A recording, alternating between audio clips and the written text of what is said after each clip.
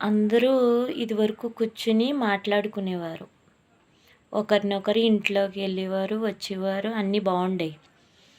కానీ కొంతమందికి ఈర్ష్యాద్వేషాలుంటాయి. అది ఎవరో అన్నది కనిపెట్టలేం కదా తొలుగుండగా.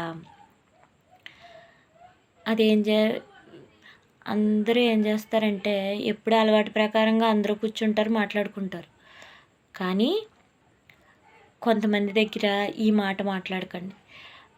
ఎప్పటినుంచో అలవాటమ్మ, వీళ్ళ అత్తమామలు ఉన్న కాడి నుంచి అలవాటు మాకు గుమ్మల్లో కూర్చోవడం, కలివిడిగా మాట్లాడుకోవడం అన్నీ అలవాటు మాకు అని చెప్పినని అనకండి.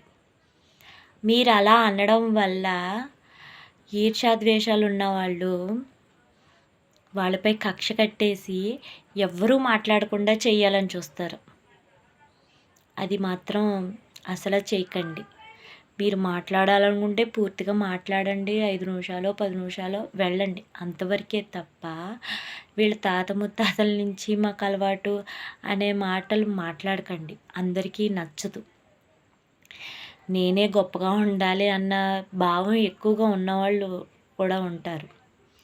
అలాంటి వాళ్ళతో మనం చాలా జాగ్రత్తగా ఉండాలి. అయితే ఇప్పుడు ఎందుకు ఈ మాట వచ్చిందంటే ఈర్ష్యాద్వేషాలు ఎక్కువ ఉండడం వల్ల పలానా వాళ్ళ మీద కక్ష కట్టేస్తారు. అలాంటివి జరగకూడదు అని అంటే ఈ మాట మాట్లాడకూడదు. ఎప్పటినుంచో అలవాటు ఇవన్నీ మాటలు మాట్లాడకూడదు.